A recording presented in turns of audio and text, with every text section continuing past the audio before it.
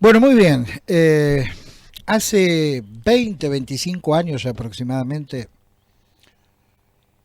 hablar de endeudamiento o de las deudas del Estado a través de un medio de comunicación era lo más parecido a un suicidio mediático, en términos de audiencia, se entiende, ¿no? La gente, digamos, no le daba mucha bola al respecto.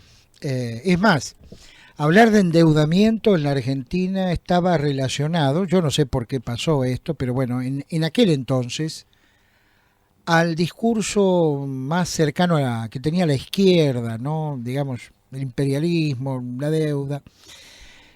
Pasaron los años y los argentinos nos fuimos dando cuenta, no todos todavía, pero de que hay una conectividad entre el endeudamiento y la pérdida del poder adquisitivo y fundamentalmente del cómo vivimos, ¿no? Del estándar de vida.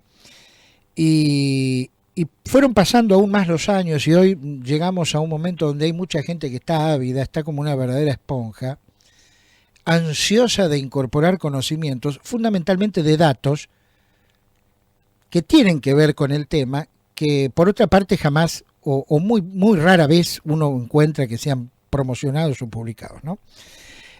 Claro, todavía no hemos logrado aquella masa crítica suficiente en la sociedad de inmiscuirnos en esta situación que es el tema central de la Argentina, y de la pobreza y de la inflación y de todo lo que conocemos en materia de desgracias económicas, ¿no? Y para mí es un enorme placer poder también escuchar sobre esto, a pesar de que uno está inmiscuido en este tema por el hecho de la actividad que ejerce, con el profesor Alejandro Olmos, porque es, y esto lo digo con absoluta sinceridad, es una de las pocas personas que ha estudiado esto desde hace muchos años. Es decir, lo que primero debemos restar de esto, quitar de lado de esto, es la improvisación de aquellos que pretenden informarnos sobre este tema, y hay que recurrir a las personas que han prácticamente dedicado los mejores años de su vida en estudiar todos estos asuntos, ¿no? Profesor Olmos, el gusto de saludarlo. ¿Cómo le va?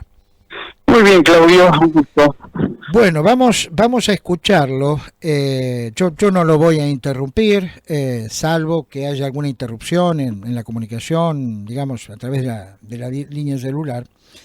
Queremos escucharlo con atención. Le hemos puesto como título La historia del endeudamiento argentino. Y yo sé que usted tiene mucho dato, a pesar de que quizás sea difícil, ¿no?, encerrar tantos años de endeudamiento en un espacio radial, pero sé que tiene muchos datos que nos van seguramente a impactar. Por lo tanto... No, además, sí. Yo siempre recuerdo a un gran historiador francés, Fustel de Coulanges, que decía: un año de análisis por un minuto de síntesis. Entonces uno puede tratar de sintetizar lo más posible para que la gente entienda algo de todo este tremendo proceso. Olmos, hay mucha gente escuchándolo, ávida de conocer esto. Haga de cuenta que está en el mejor de los auditorios, ¿no? En este caso a través de una radio. Lo escuchamos con mucha atención. Bueno, yo creo que todos sabemos que cuando irrumpió la dictadura militar el 24 de marzo, la deuda total, la deuda pública argentina era de 8.000 millones de dólares. Cuando se fue la dictadura en 1983, la deuda había trepado a más de 44.000 millones. Y esa enorme suma que obligó a la Argentina durante tantos años no había sido invertida en actividades productivas, o sea, además de sostener la tablita cambiaria que estableció Martínez de Hoz, además de producir una enorme timba financiera durante años, se llegaron a pagar tasas del 35%, es decir, los peritos que intervinieron en la causa de la deuda que le hiciera mi padre en 1982, determinaron algunas cuestiones básicas: que la deuda no tenía justificación económica, ni administrativa, ni financiera. Muchos años después, el Banco Central el Banco Mundial determinó que el 30% de la deuda se había fugado, el otro 30% había servido para pagar intereses y había un 30% utilizado en compra de armamentos e importaciones no declaradas.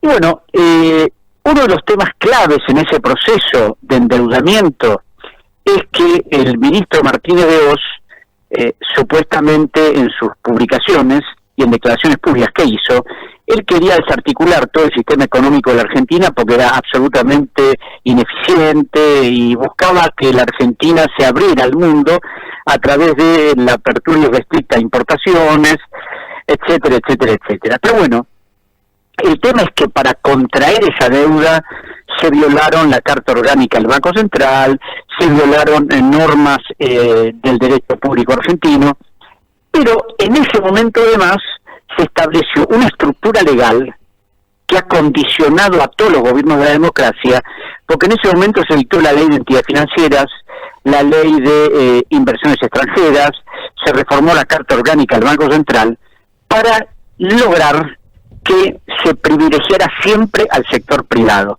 Y uno de los elementos claves es que cuando se va la dictadura, alrededor del 45% de la deuda era deuda de empresas privadas. ¿Cuáles eran esas empresas? Papel Prensa, Formotor, Renault Argentina, Bridas, Techin, las empresas de la familia del actual presidente, Sideco Americana, Fiat Sebel, Socma, y una enorme cantidad de empresas privadas, nacionales y extranjeras. Cuando asume Alfonsín, en 1984, el juicio de la deuda estaba en pleno trámite. Habíanse designado más de 30 peritos y se fueron todos, porque muchos de ellos están vinculados al estado bien financiero, y quedaron unos pocos que fueron los que trabajaron arduamente durante mucho tiempo. Pero mientras ocurría ese juicio, el primer ministro de Economía de Alfonsín, Bernardo Grispun, ordenó una auditoría de la deuda privada en el Banco Central, que empezó muy precariamente en los primeros meses de 1984 y terminó abruptamente en la mitad del 85 con la ida de Grispun y la ida de García Vázquez, el presidente del Banco Central, siendo sustituidos en el Banco Central por José Luis Machinea y en el Ministerio de Economía por el doctor Juan Vital Zurruille. ¿Por qué fue abruptamente interrumpida la auditoría? Porque mostró que la mayor parte del endeudamiento privado era ficticio, no eran deudas reales contraídas por las empresas que ante un determinado problema debían recurrir al Estado para que el Estado evitara problemas económicos de las empresas con la consiguiente expulsión de trabajadores, etcétera. Eran deudas creadas deliberadamente en complicidad con bancos extranjeros para favorecerse. Desde 1984 esa deuda se pagó, se refinanció, se siguió pagando, y ningún gobierno de la democracia quiso llamar a esos deudores privados cuya deuda fue absorbida por el Estado para que devolvieran la plata. Pero bueno, el gobierno de Alfonsín contrajo muy pocas deudas, entró en reiteradas moras, hizo rondas con el Club de París para acordar esas deudas bilaterales con los países, consiguiendo en algunos casos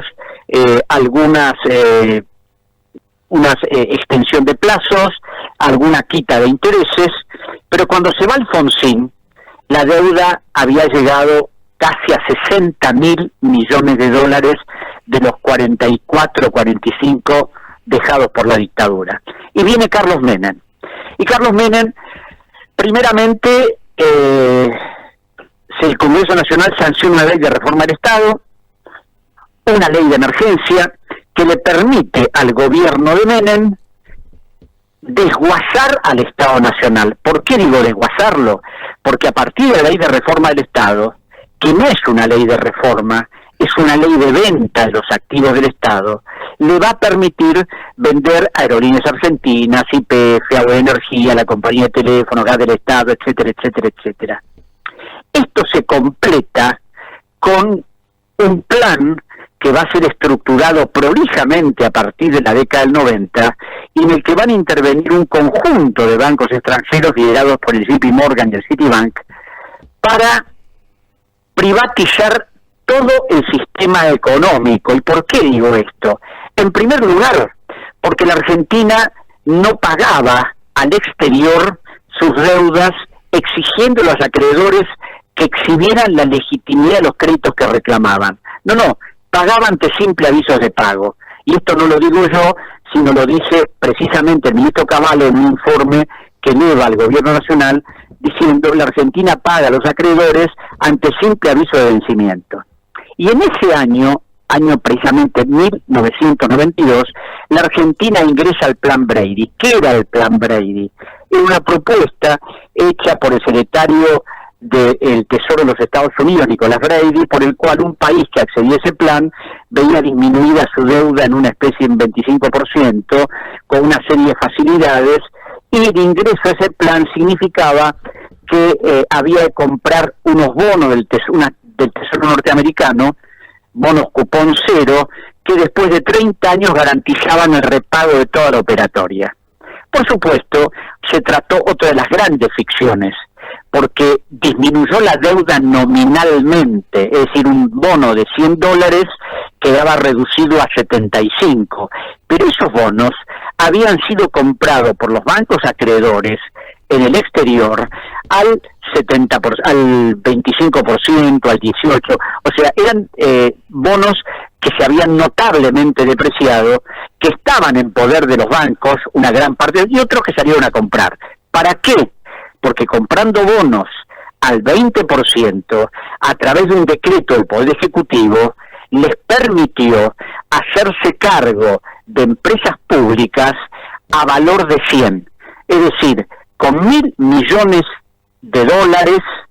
que ellos les habían costado 180, 200, el Estado le reconocía valor de 1.000.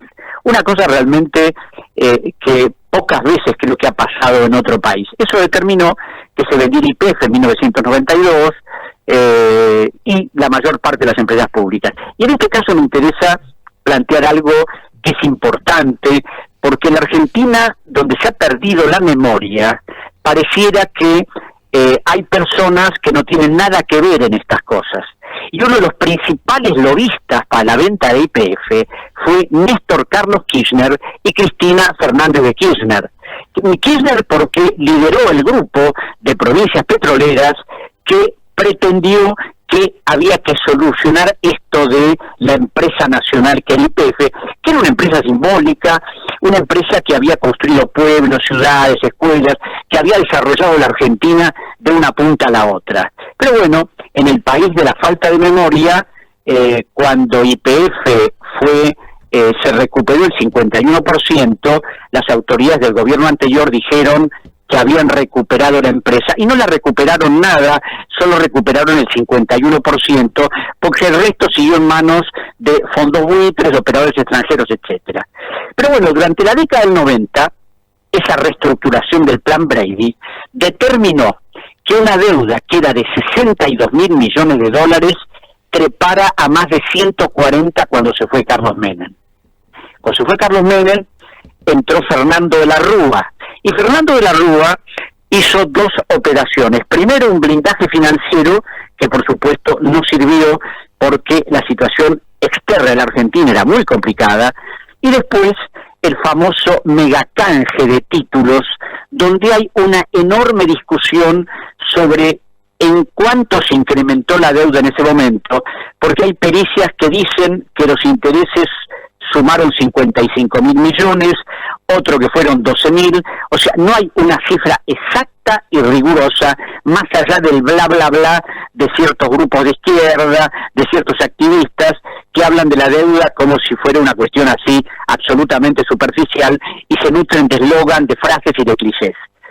Se va de la Rúa, el doctor Adolfo Rodríguez Sá pronuncia su célebre default, que fue un default selectivo, porque la deuda con los organismos multilaterales nunca se dejó de pagar. Y por otra parte, y esto lo hablé yo con el doctor Rodríguez Sá, no es que él no quisiera pagar la deuda, sino que pidió y decidió suspender los pagos y que se investigara para pagar lo que realmente correspondiera. Por supuesto, al poco tiempo se tuvo que ir, a los pocos días, además de los pocos días de tenerse que ir, sabemos esa sucesión de presidentes, hasta que llegó el doctor Eduardo Duhalde con su ministro Labaña y empezaron a tratar de ordenar el desastre heredado, y por supuesto ordenaron bastante las cuentas públicas, pero claro, quedaba el gran problema de la deuda, el gran condicionante que significa la deuda. Cuando viene el doctor Kirchner, una de las primeras medidas que toma es firmar un acuerdo stand-by con el Fondo Monetario Internacional, cosa que también muchos han olvidado y no se acuerdan. Negoció arduamente con el fondo para solicitar la ayuda del Fondo Monetario. Y una de las cosas que siempre me llamó la atención es que en un libro que se publicó de conversaciones entre Néstor Kirchner y Torcuato Di Tella, cuando Di Tella le pregunta qué va a pasar con la deuda, Kirchner dice: la deuda es ilegal, pero hay que pagarla porque todos los congresos de alguna manera la han legalizado. A mí me llama la atención este tipo de afirmaciones que la han sostenido reiteradamente en el Parlamento, porque los actos ilegales son nulos en nulidad absoluta, de acuerdo al Código Civil y al derecho administrativo, y ningún parlamento puede legalizar lo que es un fraude, por un lado. Por otro lado, se firma el acuerdo stand-by, pero claro, Kirchner se da cuenta que hay una serie de condicionamientos que él, por supuesto, no está dispuesto a consentir, y naturalmente el acuerdo directamente se termina, y es cuando Kirchner en el 2005, mes de diciembre, decide pagarle al Fondo Monetario toda la deuda que había con la institución, que eran alrededor de 9.500 millones de dólares, supuestamente para desprenderse del fondo. Y esto requiere algunas aclaraciones. Primero, no se desprendió del fondo, porque nunca la Argentina se fue del fondo. Número dos, Kirchner no le pagó al fondo porque se iluminara o porque dijera, esta es la manera de salir del fondo, sino porque el fondo se lo pidió. Es decir, los documentos son concretos. El fondo le pidió a Kirchner que le pagara, como también le pagó también le pidió a Lula que Lula pagara su deuda, cosa que hizo Brasil y cosa que hizo la Argentina. Entonces, no nos fuimos del Fondo Monetario. A partir de ahí empieza a realizarse qué se iba a hacer con la deuda. La deuda aproximadamente era ya de alrededor de 171.000 millones de dólares. Se hace una propuesta en Dubái, que después se ajusta, y en el mes de marzo del año 2004, el presidente Kirchner emite el decreto 319, que ya, cuando lo veo, me doy cuenta que ofrece algunas aristas preocupantes. ¿Por qué?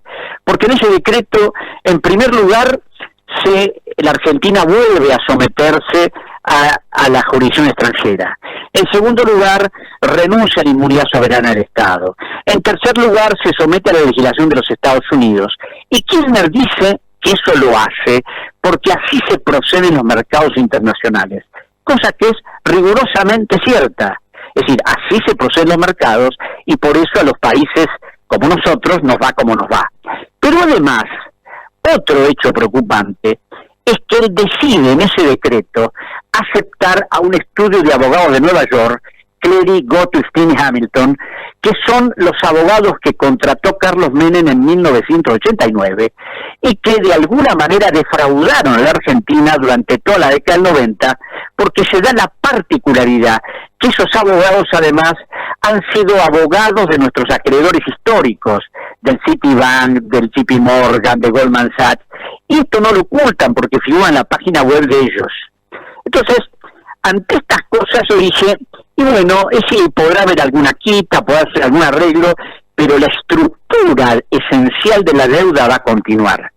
Y tan es así que entran al canje apenas sobre 82.000 millones de dólares, entran al canje 62, y está ese mito de que la deuda bajó el 75%.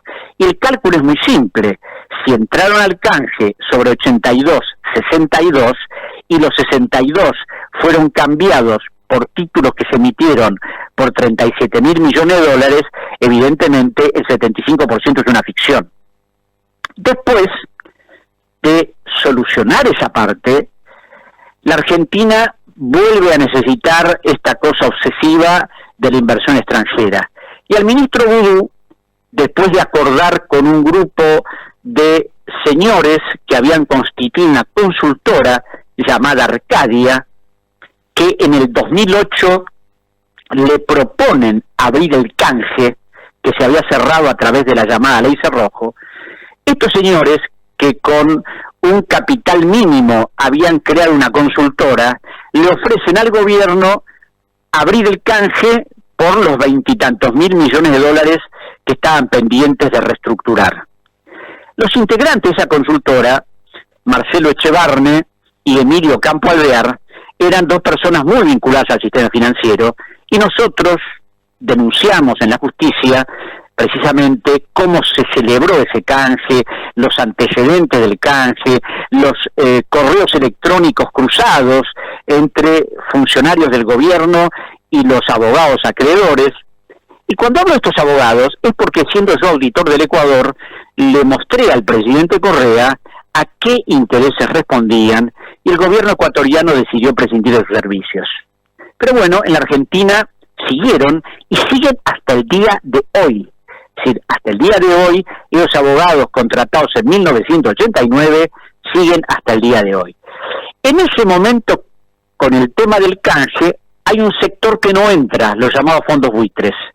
Y en noviembre del año 2003 inician su primera demanda ante el juzgado de Nueva York del doctor Tomás Griesa. Griesa fue enormemente demonizado por sus decisiones, pero tampoco se tuvo en cuenta que al principio no accedió a ninguna de las pretensiones de los buitres, con muchos embargos que habían pedido en su momento.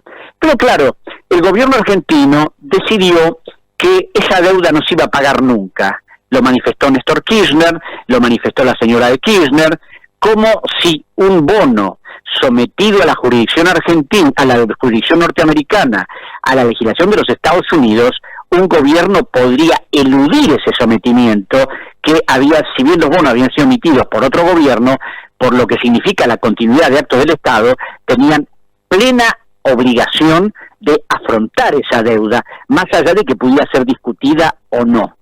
Bueno, la Argentina además interviene en ese juicio, se presenta, se defiende, pero, como digo siempre, fue una defensa formal, porque estos abogados no iban a defender al país como correspondía. A partir de ahí hay declaraciones reiteradas de que esto no lo vamos a pagar nunca, y un buen día, en el año 2011, el famoso doctor Griesa dicta su fallo condenando a la Argentina al pago de la deuda de varios fondos, Aurelius, NM Capital, etcétera. Cuando se dicta ese fallo, la Argentina apela, es decir, que consiente la jurisdicción de Griesa y consiente la legalidad del procedimiento, y después los funcionarios dicen, tampoco vamos a pagar. Una cosa realmente insólita, porque si uno en la Argentina se somete a un tribunal y el tribunal le falla en contra, tiene una serie de recursos, pero no puede decir, yo hago los recursos, utilizo los recursos que la ley me acuerda y después digo, no, igual no voy a pagar. O sea, es una cosa absolutamente delirante, propio de la forma en que se manejan los gobiernos en Argentina y por supuesto gran parte de la dirigencia política. Naturalmente, la Corte de Nueva York vuelve a fallar en contra y el gobierno, a través de estos abogaditos no, un poderoso estudio de abogados de Nueva York, interpone un certiorari ante la Corte Suprema de los Estados Unidos.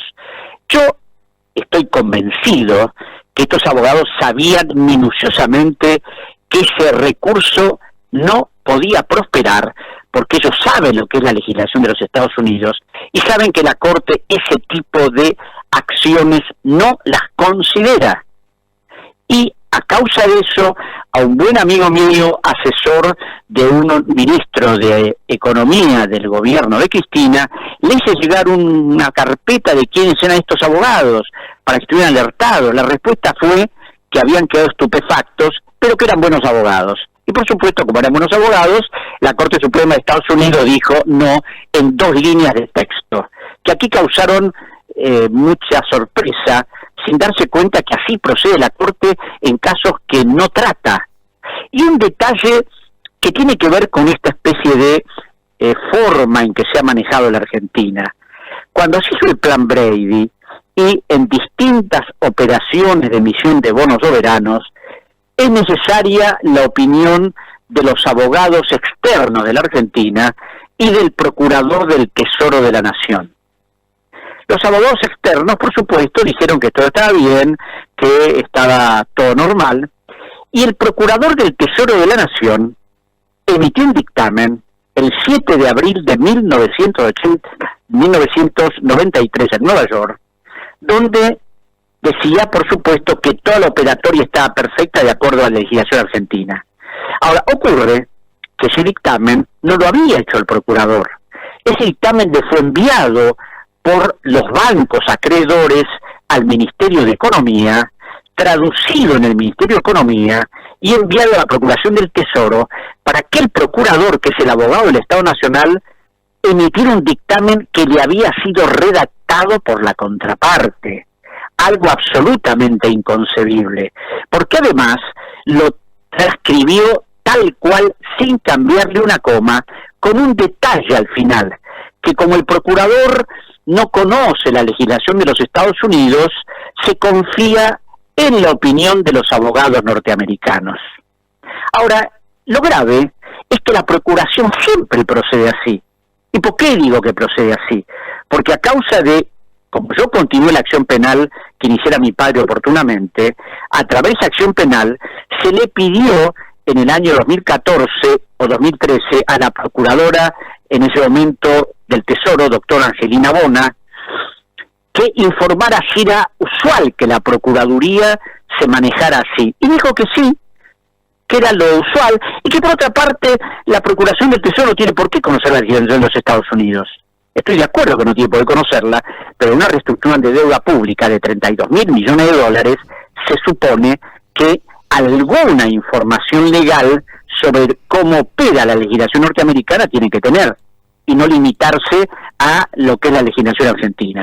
Pero bueno, se hace la reestructuración del 2005, la del 2010, queda pendiente todo este tema de los fondos buitres, y llegamos a finales del 2015 con el triunfo de Mauricio Macri. En primer lugar, dejar claramente establecido que acá no hubo un desendeudamiento real, hubo un desendeudamiento respecto a bancos extranjeros, pero simultáneamente una transferencia de deuda externa a deuda interna. Y naturalmente es más fácil bicicletear a los jubilados cuyos fondos del ANSES pueden ser, se le entregan títulos y se bicicletea permanentemente los pagos, se utilizaron recursos del Banco de la Nación, del Banco Central, entonces pagamos a unos y nos endeudamos con otros. Por supuesto, endeudarnos en deuda interestado es mucho más favorable, es mucho más fácil de manejar, pero no hubo una cancelación, es decir, no es que el Estado pagó y dejó de deber. Y la prueba es que, según manifestó Cristina Fernández de Kirchner en el Congreso Nacional en el 2013, en 10 años hemos pagado 191.000 millones de dólares, dijo. Y cuando ella se fue, en diciembre del 2015, la deuda pública total del país era de 240.000 millones de dólares. Viene Mauricio Macri y, por supuesto, su primer ley al Congreso es pagarle a los fondos buitres. Yo en ese momento expuse en el Senado de la Nación diciendo que si bien había que reconocer la sentencia de Griesa, no había por qué pagar a otros fondos que estaban realizando otro tipo de acciones, que había un conjunto de bonistas italianos que habían fracasado en sus acciones en el CIADI, que aquí había mucho para negociar, para ver, para discutir, para impugnar, pero el Congreso, con la firma de la mayor parte de los bloques legislativos, aprobó el pago a los buitres de casi 14.000 millones de dólares. Algo que me resultó insólito es que en el proyecto de ley enviado al Congreso se elevaron varios acuerdos. Y había un acuerdo firmado por el secretario de Finanzas en ese momento, Luis Caputo, que estaba hecho en forma manuscrita en una hojita de papel que algunos dicen, yo creo que era una agenda, recortaron la hoja de alguna agenda de algún funcionario, y ahí nomás a mano Caputo reconoció 842 millones de dólares. Yo realmente no conozco el funcionamiento de los países europeos, pero me parece inadmisible que un funcionario del Estado haga ese tipo de reconocimiento de esa manera tan precaria. Pero bueno, se aprobó el pago a los buitres, se le pagó a los buitres, quedan apenas unos 2.000 millones que andan dando vueltas por ahí, porque parece que no se encuentran los bonos, en fin, esto figura en la contabilidad pública del Ministerio actual de Hacienda, y a partir de ahí empezó un fenomenal proceso de endeudamiento. Ese fenomenal proceso de endeudamiento que determinó que se hayan emitido más de 140.000 millones de dólares, aparte de la deuda del fondo, es una deuda que, como digo siempre, debo ser el único que lo dice, por eso a lo mejor creen que estoy medio loco, es una deuda donde hay responsabilidades entre el gobierno y la oposición y la mayor parte de la dirigencia política con representación parlamentaria. ¿Por qué digo esto? Porque, a excepción de algunos pocos legisladores, esos bonos emitidos por Macri han sido fundados en las leyes de presupuesto aprobadas en el Congreso Nacional.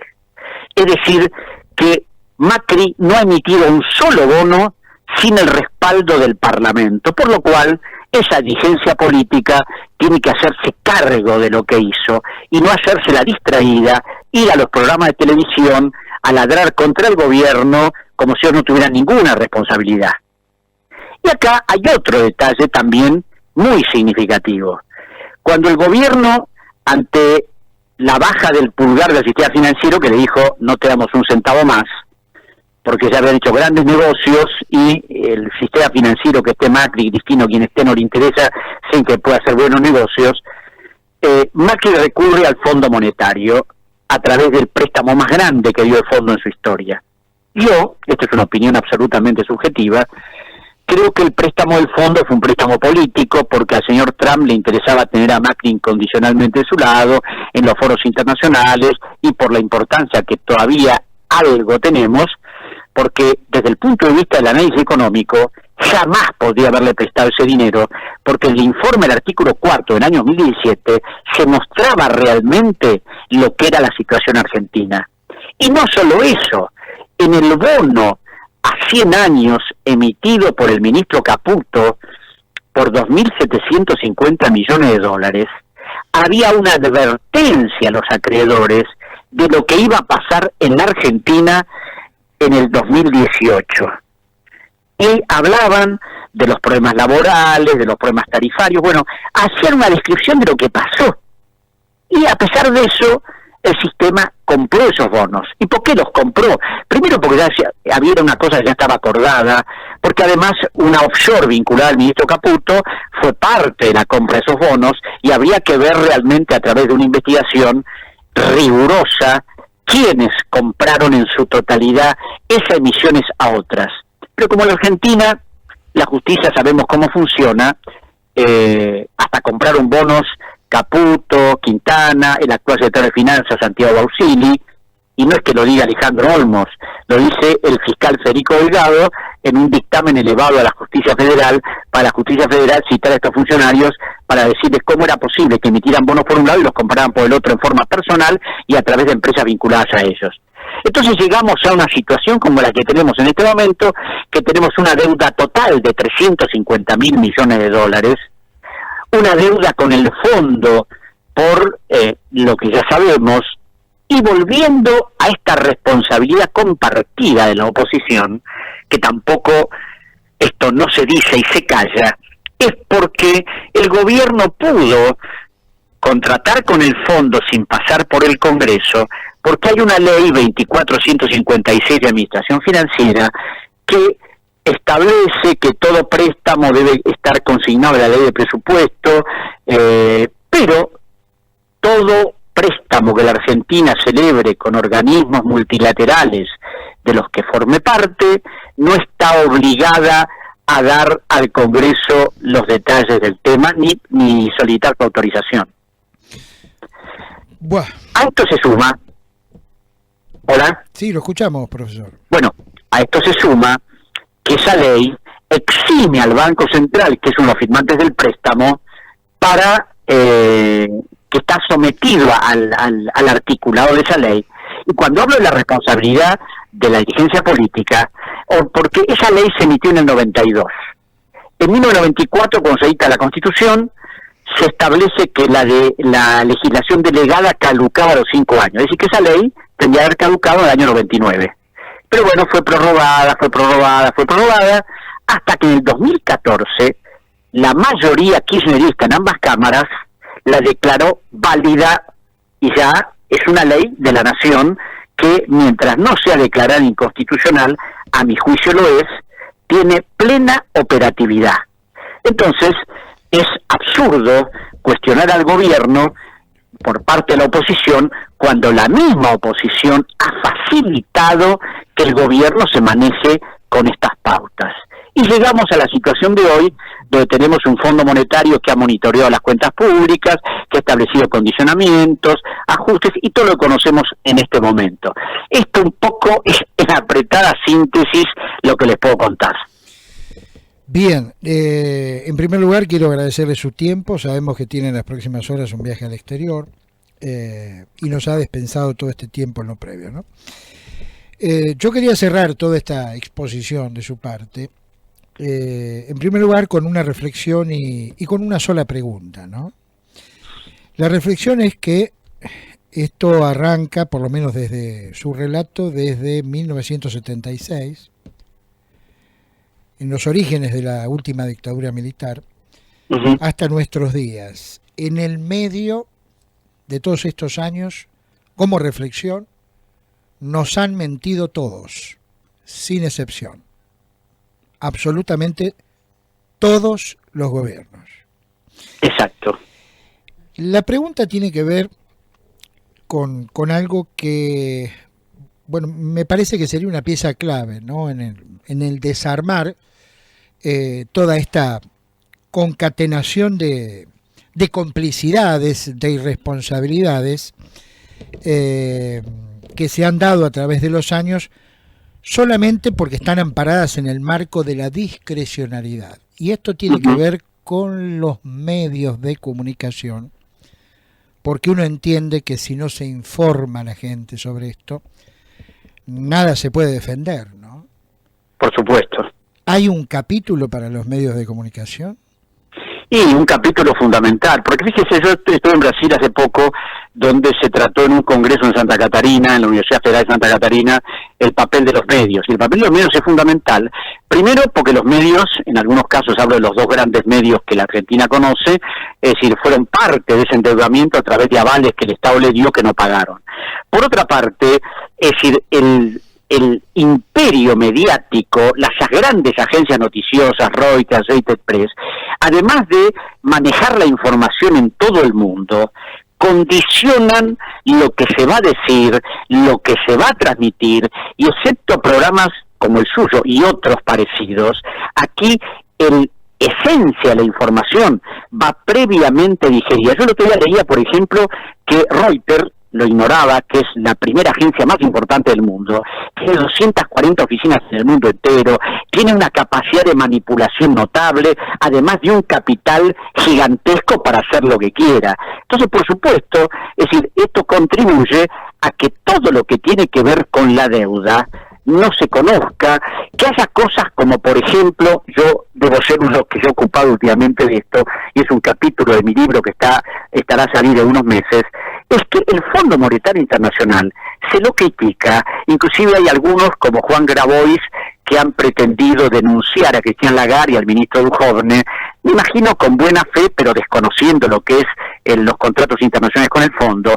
El fondo es una institución realmente inconcebible en cuanto a sus responsabilidades jurídicas, porque no se puede ser sometido a juicio en ninguna parte, porque tiene inmunidades totales, y aún el ministro Duhovne, como gobernador del fondo, cuando firmó el contrato, también le alcanzan esas inmunidades que lo hacen que ante cualquier legislación, aún ante la propia Argentina, no tenga ninguna responsabilidad. Entonces, este papel de los medios es clave, y le voy a dar simplemente un detalle, Claudio.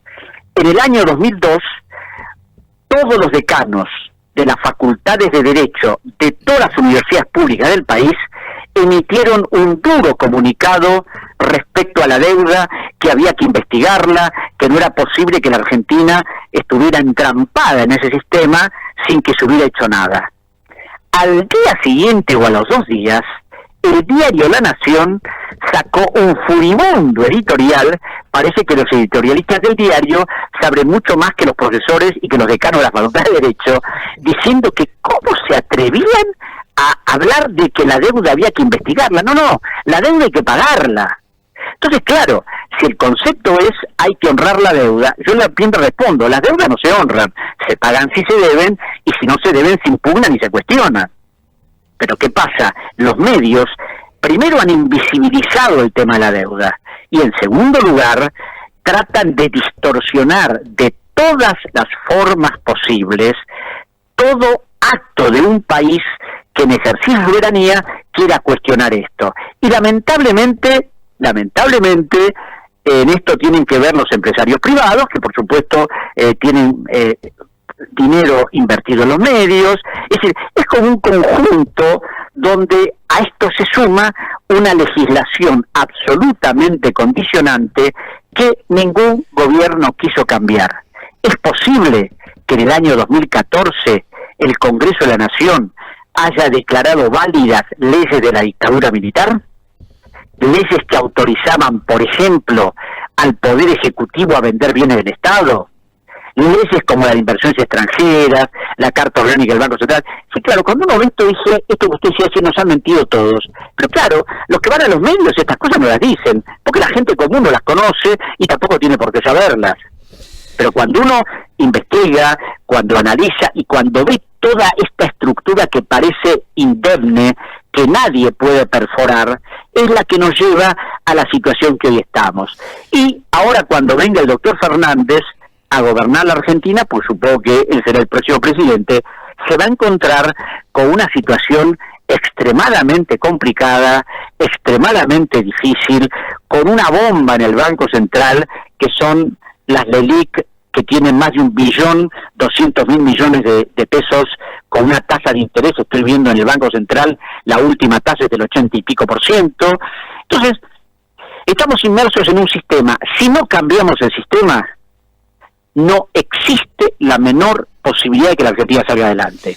Si no fracturamos esta maraña de intereses donde están los banqueros por un lado, empresarios por el otro, dirigencia política que no se hace cargo de sus responsabilidades, y bueno, la Argentina seguirá este camino de mediocridad y de decadencia que empezó hace ya muchas décadas y que ningún gobierno trató de interrumpir, más allá, que debo reconocerlo, durante la gestión kirchnerista hubo mejoras sociales, se atendieron mejor determinadas cosas que tenían que ver con los sectores vulnerables, pero la estructura siguió incólume. Y si uno no fractura esa estructura, ningún país puede salir adelante. Por último, después de tanto trajinar, ¿no? Investigar, moverse, buscar, incluso llevarse por delante muchas insatisfacciones, ¿no? ¿Cuál es la sugerencia, digamos, de Olmos a nuestros conciudadanos por sobre este tema? Primero, que traten de informarse y cuestionar, porque acá se aceptan como verdades reveladas lo que dicen los dirigentes políticos, que mienten descaradamente. En segundo lugar, tratar de movilizarse para cambiar todo esto, no por una cuestión coyuntural, que bueno, esta ley me afecta o tal sindicato se moviliza porque tiene un problema. Es decir, yo esto lo hablé con Hugo Moyano largamente en el año 2012, le dice, Hugo, la CGT afortunadamente es uno de los sectores más cohesionados a pesar de las diferencias, y además de reivindicar una serie de derechos que tendrían que formular un plan y llamar a todas las personas que tienen algún tipo de capacidad de influencia para discutir estas cosas. Además, habría que tomar medidas radicales sobre liquidar determinada estructura legal que nos condiciona siempre. Hace poco, en una reunión con un dirigente de un banco que tiene una visión totalmente distinta, a pesar de ser dirigente de un banco, en la casa de un diplomático argentino que tuvo funciones muy importantes del exterior, es decir, una de las cosas que se planteó es cómo es posible que no se ponga un impuesto, un IVA al dólar. ¿Cómo es posible que si yo tengo que comprar $1.000.000 y tengo que pagar $200.000 de impuesto y voy a ver si compro? Y una serie de medidas complejas que sirvan para desarticular todo esto. Pero mientras, acá hay que hacer, primero, un plan de Estado. Acá no hay políticas de Estado, hay políticas de coyuntura. Y como las coyunturas fracasan y las coyunturas son alteradas por los grandes maniobreros del sistema financiero y los especuladores, por supuesto, si no hay una convergencia de sectores, si no nos reunimos a discutir qué es lo que va a ser de la Argentina, y seguimos con las grietas, los enfrentamientos, los malos y los buenos, y lamentablemente no hay posibilidades. Es decir, porque nadie tiene el paradigma de la verdad, pero sí tenemos que tener conciencia que lo que se ha hecho hasta ahora, y especialmente en estos 3 años y 9 meses, no sirve para nada y nos ha llevado a esta terrible situación que estamos transitando. Muy bien, estamos escuchando al profesor Alejandro Olmos. Profesor, nuevamente le agradecemos su tiempo. Muchísimas gracias. Y yo le agradezco, Claudio, este espacio para poder contar algunas cosas que generalmente no se dicen. Olmos, hasta cualquier momento. Un abrazo, hasta luego. Por hoy estaba Alejandro Olmos en lo que sería la primer conferencia radial, ¿no? Por lo menos que yo conozca, no solo en Pilar, sino en varios kilómetros. 50 minutos de exposición, interrumpidos. Con una transmisión, digamos, impecable, gracias a la tecnología de la radio. No hay mucho más para agregar. No hay mucho más para agregar. Nos han mentido todos. Nos pueden mentir una vez, 2 veces. Ahora, si nos mienten siempre, es porque nuestros líderes, que emanan de nuestra misma sociedad, creen que somos todos pelotudos.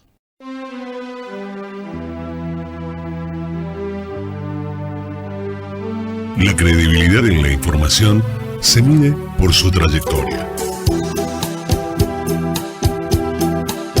De lunes a viernes, el 1 de la mañana, con Claudio Ponce de León. El 1 de la mañana, 100% periodismo.